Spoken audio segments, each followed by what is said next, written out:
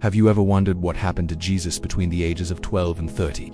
The Bible tells us about his birth and a story of him in the temple at age 12. Then, poof, he reappears around age 30 to begin his ministry.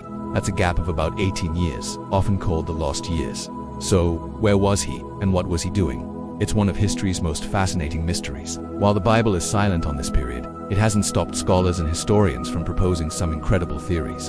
The most common assumption is that he simply lived a quiet life in Nazareth, working as a carpenter alongside his father Joseph.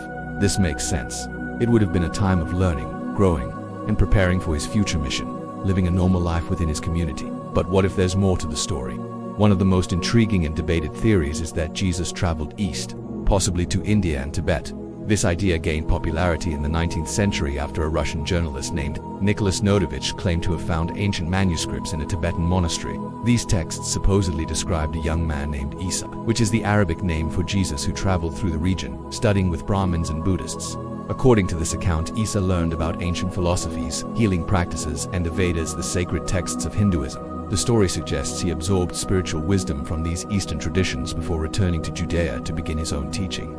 Think about it, some of Jesus' teachings on love, peace, and inner divinity do share similarities with Eastern philosophies. However, it's crucial to say that most mainstream historians and theologians consider these manuscripts a hoax and find no solid evidence to support this journey. Another popular theory points to a different direction: Egypt. This idea has a bit more geographical logic. After all, Jesus had been to Egypt as an infant when his family fled from King Herod. The country was home to a large and vibrant Jewish community, especially in Alexandria, which was a major center of learning and philosophy at the time. It's plausible that Jesus could have returned there to study. Alexandria housed the greatest library in the ancient world and was a melting pot of Greek, Jewish, and Egyptian thought. He could have engaged with brilliant scholars, studied Greek philosophy, and deepened his understanding of the Hebrew scriptures from different perspectives. This environment would have been an incredible intellectual and spiritual training ground for his later ministry. So, did Jesus spend his lost years as a carpenter in Nazareth, a student in Egypt, or a spiritual seeker in India? The truth is, we don't know for sure.